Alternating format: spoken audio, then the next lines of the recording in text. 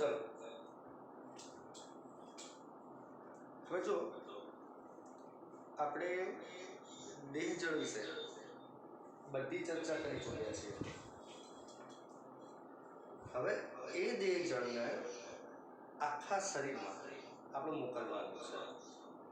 દેહ જળમાં રુધિર અને લસિકા બે વસ્તુ આવે, તમે જાણો છો. દેહ જળની બધી જ વાતો થઈ ગઈ બેટા. રુધિરની વાતો થઈ ગઈ, લસિકાની વાતો થઈ ગઈ. હવે એ દેહ જળને આખા શરીરમાં આપણે મોકલવાનું છે. તો આખા શરીરમાં એ દેહ જળને મોકલવાની ક્રિયાને આપણે પરિવહન તરીકે ઓળખીએ છીએ. તો ચાલ બેટા, પરિવહનના કેટલા માર્ગો? તો ઓલરેડી ચેપ્ટર નંબર 4 ની અંદર તમે પરિવહનના 2 માર્ગો ભણેલા છો. એક ખુલ્લું પરિવહન અને બીજું બંધ પરિવહન. તમને ખ્યાલ જ છે કે ચોથા ચેપ્ટરની અંદર પરિવહન તંત્ર નુપુરકથી શરૂ થતું હતું. એમાં અમુક સમુદાયમાં બંધ પ્રકારનું પરિવહન હતું, અમુકમાં ખુલ્લું હતું. તો ચોથા પાઠ પ્રમાણે કોની અંદર ખુલ્લું છે, કોની અંદર બંધ છે, આપણે કીધેલું જ છે. પણ હાલ આપણે આ પાઠ પ્રમાણે કહીએ તો સંધિપાદ અને મૃદુકાય એમાં ખુલ્લું પરિવહન બતાવેલું છે, જ્યારે નુપુરક અને બધા મેરુદંડી જે છે એની અંદર બંધ પરિવહન બતાવેલું છે. આ લિસ્ટની અંદર ચોથા પાઠના જે સમુદાય છે એ તમે એડ કરી શકો છો. તો ખુલ્લા પરિવહનમાં કેવું હોય તો બરાબર ધ્યાન રાખજો. તો હૃદય છે, અને હૃદય શું કરે? પમ્પિંગ કરે આ રીતે. એટલે આ બાજુનું વાલ્વ આ બાજુ ખુલે, આ બાજુનું વાલ્વ આ બાજુ ખુલે, અને પછી આ મોટી રુધિર વાહિનીમાં થઈ અને રુધિર આ શરીર ગુહામાં એટલે કે દેહ ગુહામાં, એટલે એને રુધિર ગુહા પણ કહેવાય, કે તો ખાલી જગ્યા પણ કહેવાય, કોટર પણ કહેવાય, ત્યાં બધું રુધિર એકત્રિત થાય. તમને મેં એ વખતે શીખવાડેલું છે કે ભાઈ હૃદય જે પંપ કરેલું રુધિર છે એ બંને બાજુ વાલ્વ દ્વારા મોટી રુધિર વાહિનીમાં આવે છે, અને મોટી રુધિર વાહિની એને ખુલ્લી શરીર ગુહામાં લોહીને મુક્ત કરે છે. તે ખુલ્લા પ્રકારનું પરિવહન કહેવાય.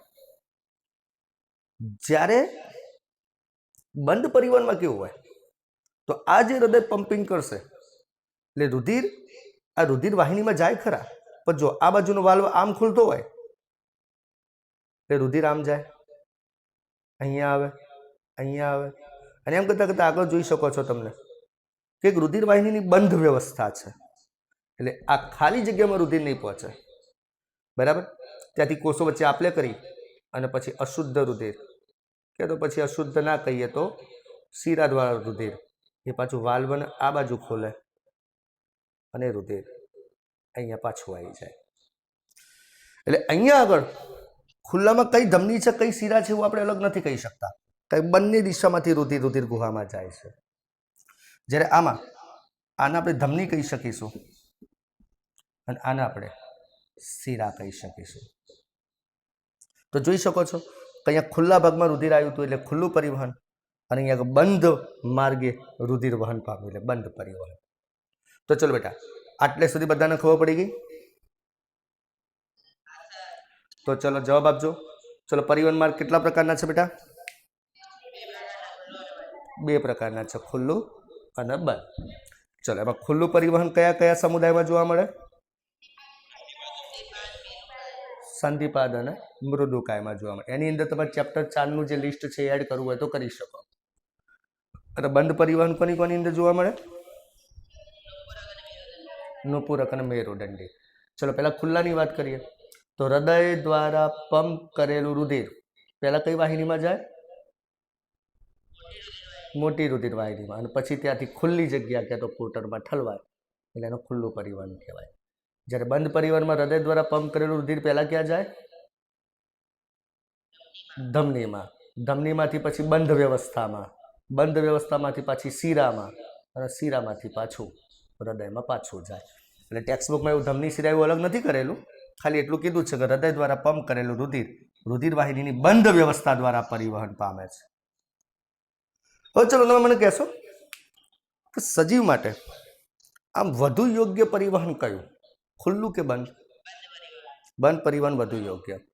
એનું કારણ છે તો બંધ પરિવહન એ વાલ્વ દ્વારા નિયંત્રિત હોય છે અને સાથે સાથે એમાં પ્રેશર પણ મેન્ટેન કરી શકાય છે, જેને આપણે બ્લડ પ્રેશર કહીએ. એટલે યાદ રાખજો બેટા, તો બંધ પરિવહન એ વધુ લાભદાયક છે, જેનાથી રુધિર પ્રવાહના વાલ્વ દ્વારા મેન્ટેન કરી શકાય છે અને રુધિરનું પ્રેશર એટલે કે દબાણનું પણ નિયંત્રણ કરી શકાય છે.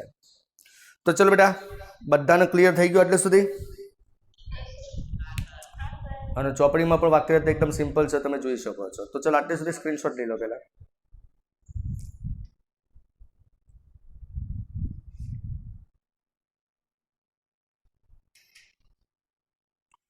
ચલો હવે ટોપિક ચેન્જ થાય છે.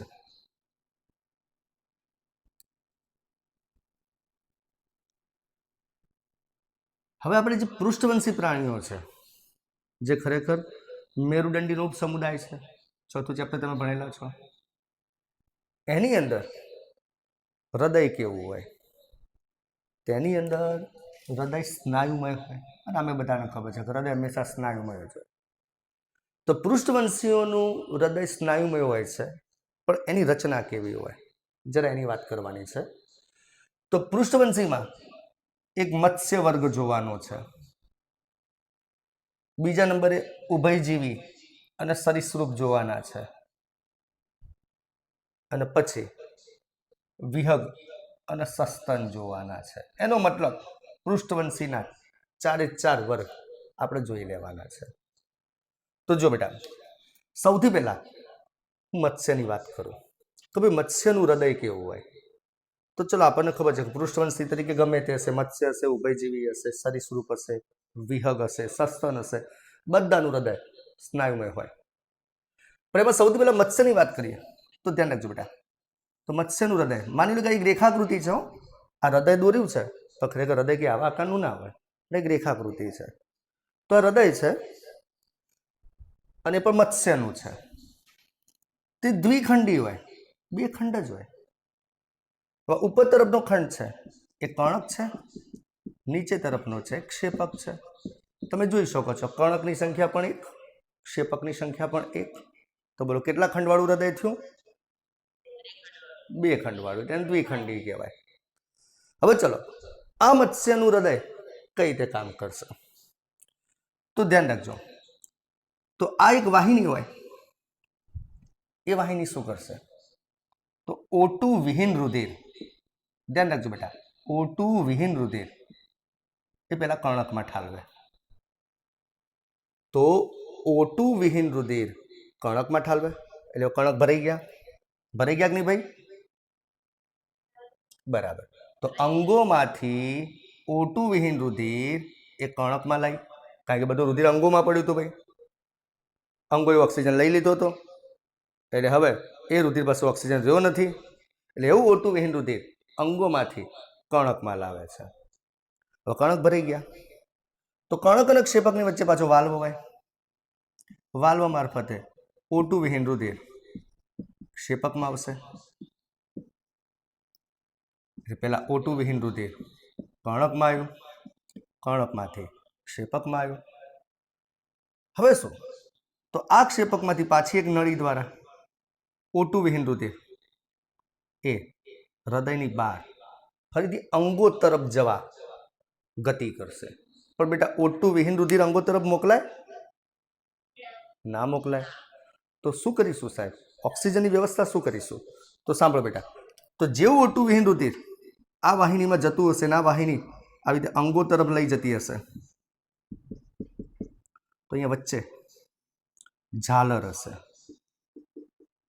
અને ઝાલર પાસે તમને ખબર છે કે ઓક્સિજન હોય, એટલે અહીંયા આ રુધિરમાં ઓક્સિજન એડ કરી નાખશે, CO2 આપી દેશે.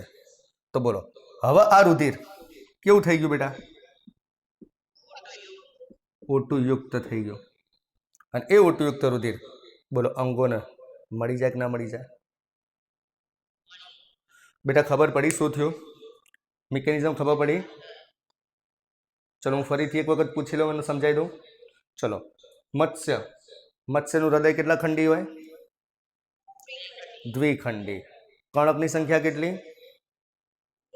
એક. ક્ષેપકની સંખ્યા પણ કેટલી? એક. તો સૌથી પહેલા બોલો કણકમાં કેવું રુધિર આવે? O2 વિહીન રુધિર આવે.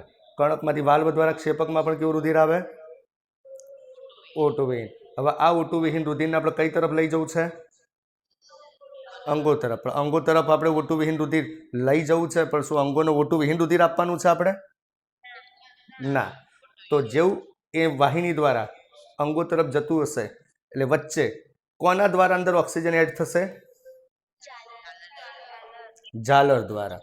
તો એ વખતે ઝાલર દ્વારા એ રુધિરમાં ઓક્સિજન એડ થઈ જશે એટલે રુધિર ઓક્સિજન યુક્ત થઈ ગયું, એટલે અંગોને ઓક્સિજન યુક્ત મળી ગયો. અને એ વખતે એ જ રુધિરે પાછું શું કર્યું? પોતાનો જે CO2 હતો એ ઝાલરમાં આપી દીધો. ચલો બેટા, ક્લિયર?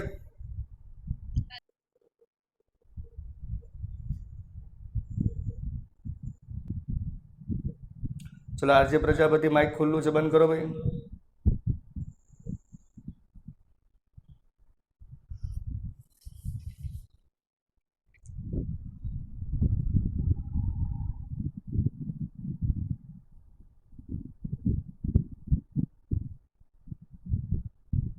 ચલો હવે તો આવા પરિવહન કયું પરિવહન કહેવાશે? તો સીધી વસ્તુ છે બેટા, એને એકલ પરિવહન જ કહેવાશે. ચલો બેટા, તોય મને કહો, ચલો અંગોને O2 યુક્ત રુધિર આપી દીધું, બોલો પાછું એ રુધિર ક્યાં જશે?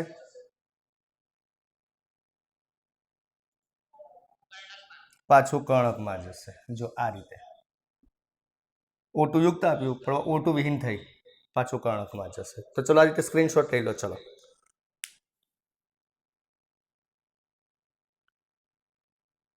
હવે આ તો આપણે મત્સ્યનું એકલ પરિવહન જોયું. એકલ પરિવહન. હવે સાંભળો, ઉભયજીવી અને સરીસૃપમાં શું હોય તો ધ્યાન રાખજો. તેનું હૃદય આ રીતે હોય. ચલો આ એનું હૃદય છે, એમાં બે કણક હોય.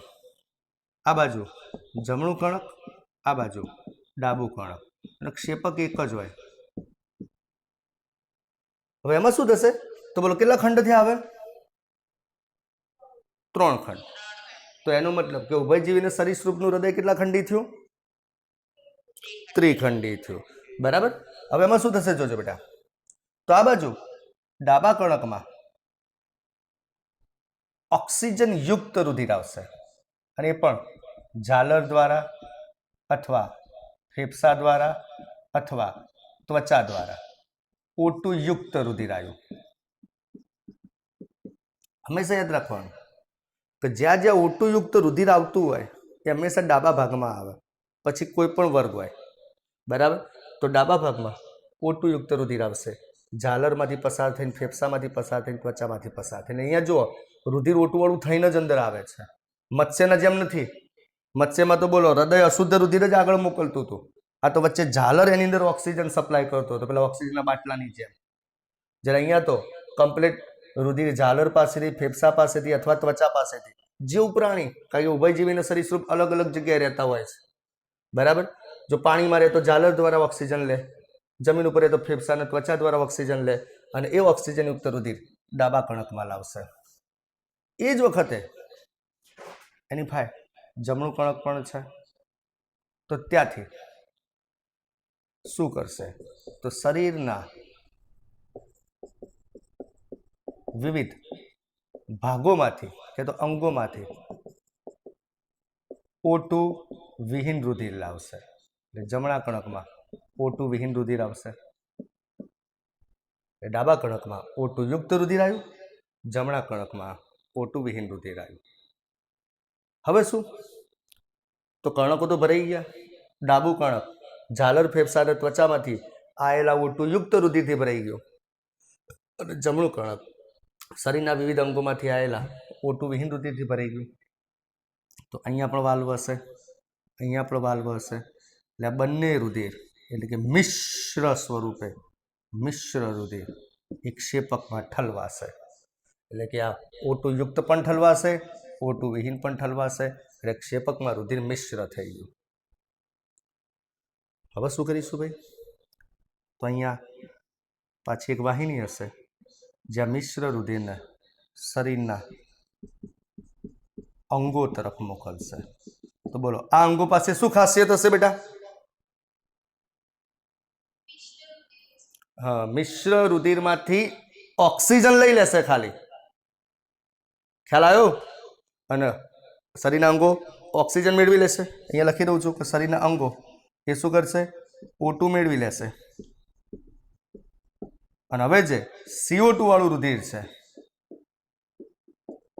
એ CO2 યુક્ત રુધિર એટલે શરીરના ભાગોમાંથી પાછું બોલો ક્યાં ઠાલવી દેશે? જમણા કર્ણકમાં। બોલો બેટા, કમ્પ્લીટ ક્લિયર? ઓકે। અને બાકીનું અમુક જશે ઝાલર ફેફસા અને ત્વચામાં પાછું ઓક્સિજન લેવા માટે। પણ ટૂંકમાં અહીંયા આગળ બોલો કેટલા ખંડ થયા ઉભયજીવી અને સરીસૃપમાં? 3 ખંડ, 2 કર્ણક અને 1 ક્ષેપક, બરાબર। અને આ રીતે આવા પરિવહનને કયું પરિવહન કહેવાય? જેમ પેલાને તમે એકલ પરિવહન કહેતા હતા મત્સ્યના, આવાને કહેવાય અપૂર્ણ બેવડું પરિવહન। અપૂર્ણ બેવડું પરિવહન તો યાદ રાખજો। પણ હા, અહીંયા એક અપવાદ છે, સરીસૃપમાં એક અપવાદ છે અને અપવાદ છે મગર। મગર ભલે સરીસૃપ રહ્યો, નિયમ પ્રમાણે બોલો સરીસૃપમાં કેટલા ખંડો હોવા જોઈએ? 3। હા, પણ મગર પાસે 4 ખંડો છે એટલે મગર એક અપવાદ છે। એટલે હા, એમાં મગર આવી ગયો, ક્રોકોડાઇલ આવી ગયો।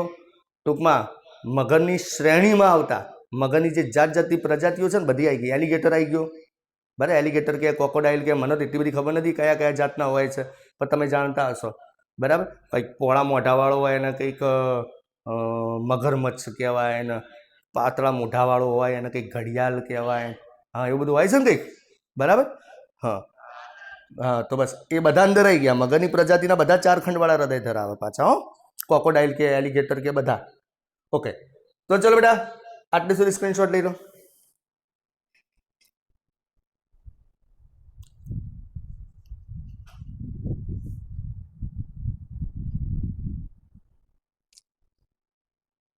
અને હવે મગર, પક્ષી અને સસ્તન એમાં શું વ્યવસ્થા છે?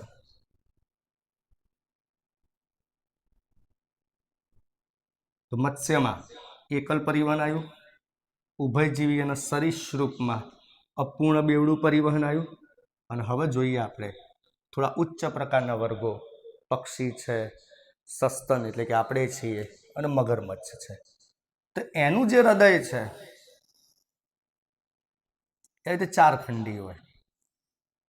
ચલો, આ બાજુ જમણું કર્ણક, આ બાજુ ડાબું કર્ણક, આ બાજુ જમણું ક્ષેપક, આ બાજુ ડાબું ક્ષેપક। હંમેશા ડાબી બાજુ કેવું રુધિર આવે? O2 યુક્ત, ભૂલ નહીં કરવાની। અને જમણી બાજુ O2 વિહીન।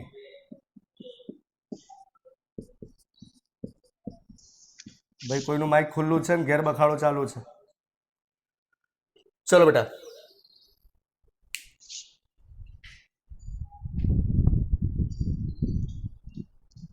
ભાઈ રશ્મિકા પરમાર તારું માઇક ખુલ્લું છે, જરા ધ્યાન રાખ। રશ્મિકા પરમાર,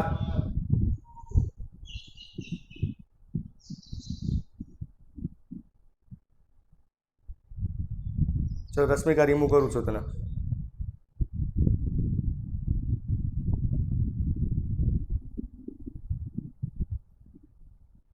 ચલો બેટા, જવાબ આપતી વખતે જ ખાલી માઇક ખુલ્લું કરો, પછી બંધ કરી દેવાનું। હવે જો બેટા, મગર, પક્ષી અને સસ્તન એમાં બોલો હૃદય કેટલા ખંડવાળું દેખાય છે? 4 ખંડવાળું। હા, એમાં 2 કર્ણક છે, 2 ક્ષેપક છે। એમાં જે ડાબી બાજુનો ભાગ છે O2 યુક્ત રુધિરનું વહન કરે, જમણી બાજુનો ભાગ છે O2 વિહીન રુધિરનું વહન કરે। તો સીધી વસ્તુ છે બેટા, આ O2 યુક્ત રુધિર ક્યાંથી લઈને આવ્યા હશે? પણ બેટા હવે તો સસ્તન છે, પક્ષી છે, ત્વચા તો મૂકો હવે। હા, ફેફસા રાખો ને, બરાબર, કંઈ વધુ યોગ્ય ફેફસા રહેશે હવે, બરાબર। કેમ આવું કીધું ખબર પડી? કારણ કે સમુદાય થોડા ઉચ્ચ કક્ષાના થયા છે. હા બરાબર, અમુક સસ્તન જલજ પ્રકારના છે, પણ એ લોકો જાલન નહીં વાપરતા. દાખલા તરીકે વેલ એ ભલે પાણીમાં રહેતી હોય પણ એ ફેફસા દ્વારા જ શ્વાસ લે. એ શ્વાસ લેવા ઉપર આવે અને હવામાંથી શ્વાસ લઈને પાછી અંદર જતી રહે. બરાબર, તો ફેફસા દ્વારા ઓક્સિજનયુક્ત રુધિર ડાબા કણકમાં આવ્યું, ત્યાંથી વાલ્વ દ્વારા ડાબા ક્ષેપકમાં આવે, ડાબા ક્ષેપકમાંથી ઓક્સિજનયુક્ત રુધિર બોલો ક્યાં જાય?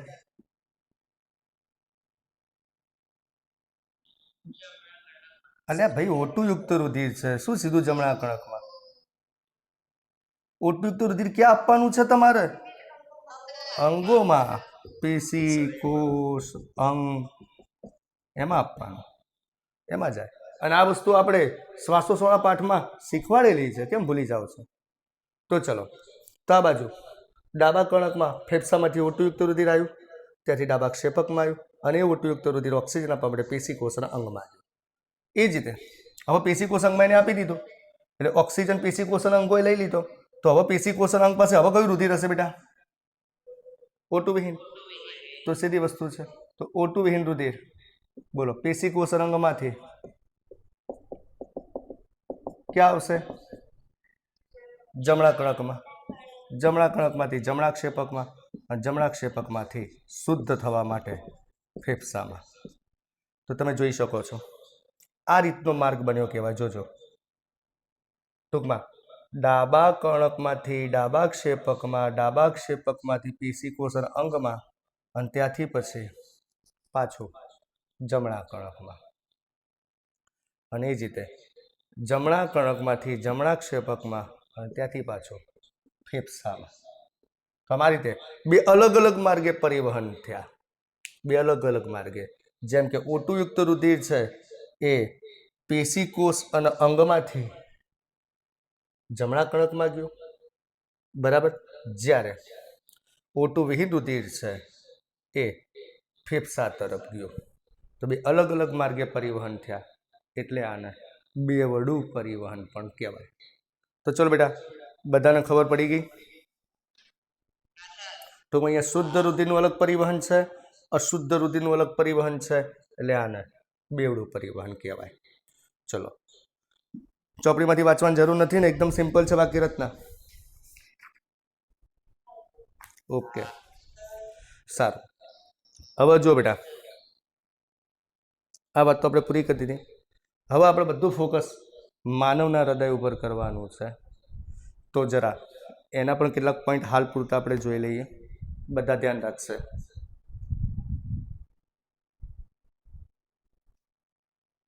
તો ટોપિક બદલાય છે, સ્ક્રીનશોટ લઈ લોકોને બાકી હોય તો ચલો.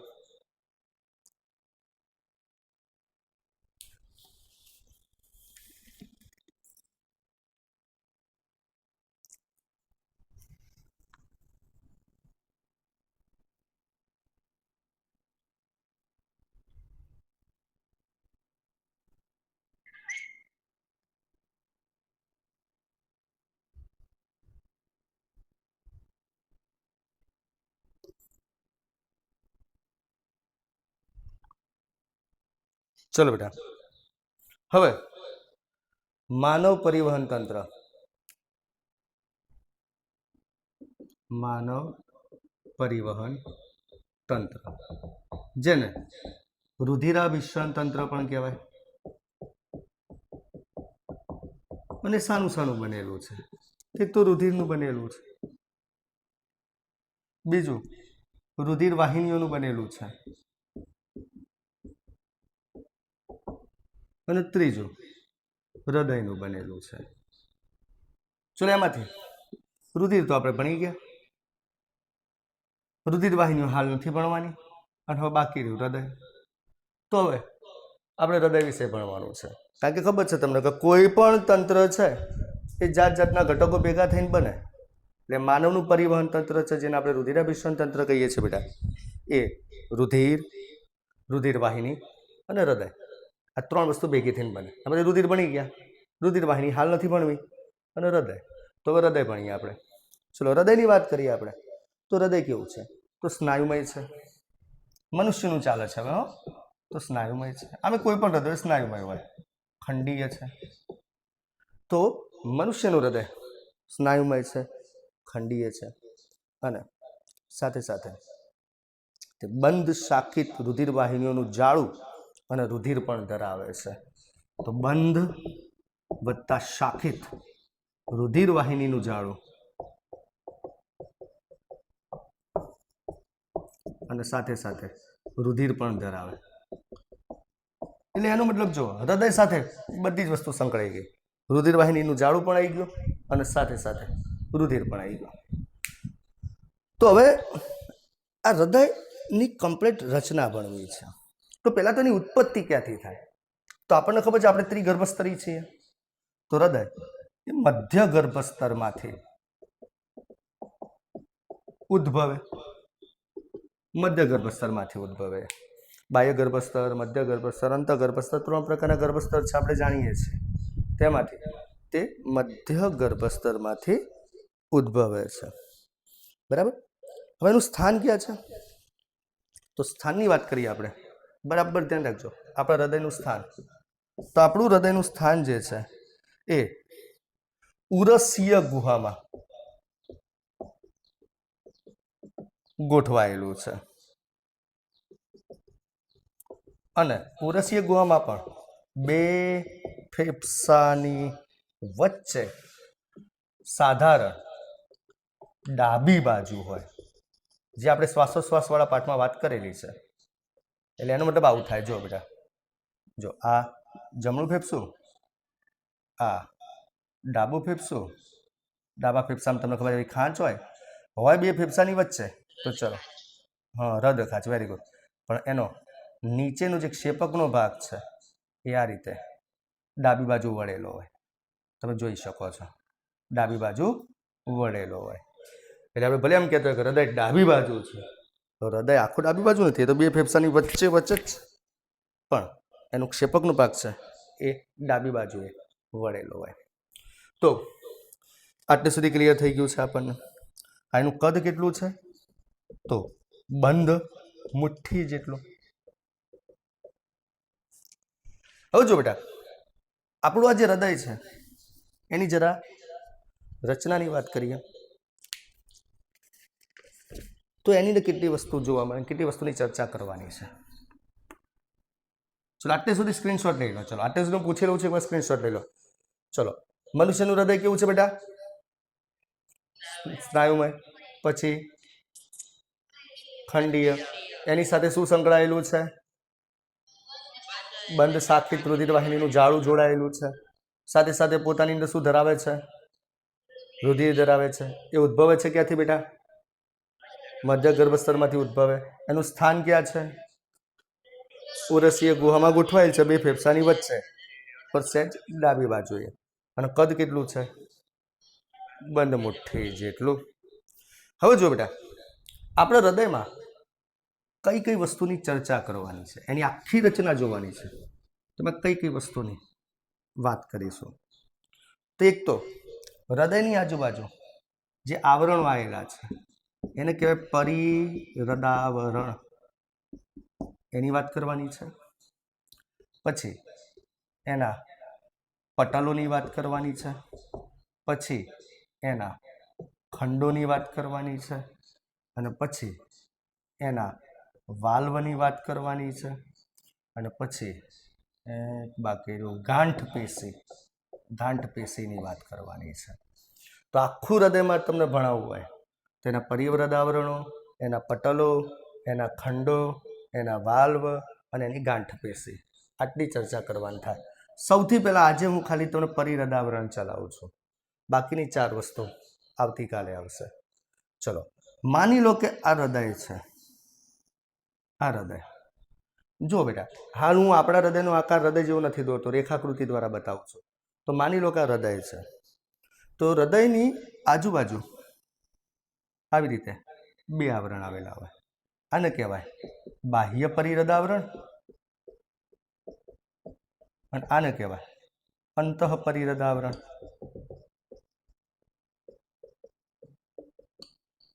અને આ પરિહૃદાવરણની સંખ્યા 2 છે અને બંનેની વચ્ચે આ રીતે પ્રવાહી હોય.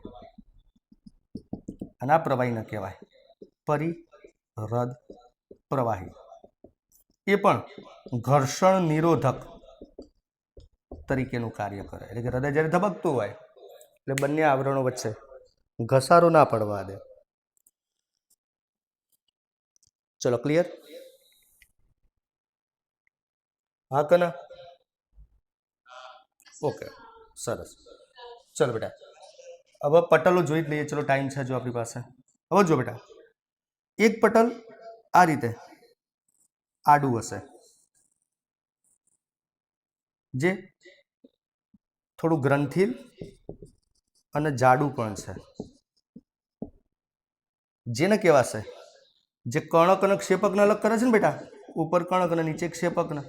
તમને એમ થાય કે અંદર ચાર ચાર ખંડો છે, ચાર ખંડો બન્યા કઈ રીતે? તે ચાર ખંડો પટલોથી બન્યા છે. તો ચલો બેટા, એક પટલ તમે જોઈ શકો છો આ આડું છે, જે પ્રમાણમાં ગ્રંથિલ અને જાડું છે. તો બોલો આ પટલે કોને કોને અલગ કર્યા? એટલે એ પટલને કહેવાશે આંતર કર્ણક ક્ષેપક પટલ. ઓકે, ચલો ક્લિયર? હા, હજુ પૂરું નહીં થતું હો. ચલો હવે એક પટલ આ રીતે ઊભું હશે. બોલો આ પટલ કોને અલગ કરે છે? હા, તો જમણા કર્ણક અને ડાબા કર્ણકને અલગ કરે છે. એટલે આ પટલને કહેવાશે આંતર કર્ણક પટલ. ટૂંકમાં જે ખંડોને અલગ કરે એના આધારે એનું નામ અપાય, તેને કહેવાશે આંતર કર્ણક પટલ. અને એ જ રીતે એક પટલ આ રીતે નીચે હશે, જે પણ પ્રમાણમાં થોડું જાડું હશે અને ગ્રંથિલ હશે. તો ચલો આ પટલ કોને અલગ કરે છે? તો ડાબા ક્ષેપક અને જમણા ક્ષેપકને. બરાબર. તો બોલો આ પટલને શું કહેવાશે? આંતર ક્ષેપક પટલ કહેવાશે. એટલે જો કોઈ નામ ગોખવાના નથી, જે પટલ જે ખંડોને વિભાજિત કરે એના આધારે નામ. તો બોલો ટોટલ કેટલા પટલ આવ્યા બેટા? 3 પટલ આવ્યા. એક પટલ થોડું જાડું અને ગ્રંથીય હતું, જે કર્ણક અને ક્ષેપકને અલગ કરતું હતું, તો એને શું નામ આપી દીધું? આંતર કર્ણક ક્ષેપક પટલ નામ આપી દીધું. એક પટલ હતું પ્રમાણમાં થોડુંક પાતળું હતું, જે બંને કર્ણકોને અલગ કરતું હતું, ડાબા કર્ણક અને જમણા કર્ણકને, એને શું નામ આપી દીધું? આંતર કર્ણક પટલ નામ આપી દીધું. અને એક પટલ એ પાછું જાડું અને થોડું ગ્રંથિલ હતું, જે ક્ષેપકને અલગ કરતું હતું, એને શું નામ આપી દીધું? આંતર ક્ષેપક પટલ. તેનો મતલબ પરિરદ આવરણ અને એમાં રહેલું પરિરદ પ્રવાહી પૂરું, પટલો પૂરા. હવે સાંભળો બેટા, આ પટલોએ બોલો હૃદયને કેટલા ખંડોમાં વિભાજિત કર્યા? 4 ખંડોમાં. બરાબર. તો આ 4 ખંડો વિશે આપણે વાત કરીએ. તો ચલો ઉપર તરફના ખંડ અને નીચે તરફના ખંડ. ચલો ઉપર તરફના ખંડને શું કહેવાશે? કર્ણક. નીચે તરફના ખંડને ક્ષેપક. હવે કર્ણકનો વિસ્તાર યાદ રાખજો બેટા, નાના હોય, ક્ષેપક મોટા હોય. કર્ણકની દિવાલ પાતળી હોય, યાદ રાખજો, આ તફાવત કહી દઉં, ક્ષેપકની દિવાલ જાડી હોય. અને કર્ણકમાં 2, જમણું કર્ણક અને ડાબું કર્ણક, અને ક્ષેપકમાં 2, જમણું ક્ષેપક અને ડાબું ક્ષેપક. અને એમાં હંમેશા યાદ રાખવાનું કે આ ડાબા ક્ષેપકમાં શુદ્ધ રુધિર હશે ને, ડાબા ક્ષેપકની દિવાલ વધુ જાડી, સૌથી વધુ જાડી, કારણ કે એને અંગો સુધી રુધિર પહોંચાડવાનું છે, એ દબાણ વધારે કરવું પડશે. એટલે જો કર્ણક કરતા ક્ષેપકની દિવાલ જાડી હોય, પાછી જો લખેલું છે કર્ણકની દિવાલ પાતળી, ક્ષેપકની દિવાલ જાડી, અને એમાં કયા ક્ષેપકની દિવાલ વધુ જાડી? બોલો, ડાબા ક્ષેપકને. તો ચલો ખંડો પણ પૂરા થઈ ગયા. તો ચોપડીમાં બધું સીધું આપ્યું છે, જે કાલે રીડિંગ કરીશું, ચિંતા ના કરો. હાલ ખાલી આપણે યાદ રાખવાનું છે કે માણસનું હૃદય તમારે ભણવું છે તો પરિહૃદાવરણ હોવા જોઈએ, પટલ હોવા જોઈએ, ખંડો હોવા જોઈએ, વાલ્વ હોવા જોઈએ અને ગાંઠ પેશી હોવી જોઈએ. તેમાં પરિહૃદાવરણની વાત કરી દીધી, પટલની વાત કરી દીધી, ખંડોની વાત કરી દીધી. ચલો ખંડોની એકવાર રિવિઝન કરી દઈએ. ચલો ઉપર તરફના ખંડોને શું કહેવાય? કર્ણક. નીચે તરફના ખંડોને ક્ષેપક. ચલો કર્ણકનું કદ કેવું હોય? નાનું. એની સરખામણીમાં ક્ષેપકનું કદ મોટા. કણકની દિવાલ કેવી હોય? પાતળી. ક્ષેપકની દિવાલ કેવી હોય? જાડી. અને એમાં કયા ક્ષેપકની દિવાલ સૌથી વધારે જાડી હોય? ડાબા ક્ષેપકની. એટલે જો ભૂલ ના પડે એટલે હું શું કરું છું, જુઓ આ થોડી વધારે જાડી બતાવી દઉં એટલે તમને ક્લિયર થઈ જાય. તો ચલો બેટા, આજનું લેક્ચર ક્લિયર થઈ ગયું બધાને? બસ હવે વાલ્વ અને ગાંઠ પેશી બાકી છે એ આપણે આવતીકાલે જોઈશું. આજે આટલું રાખીએ.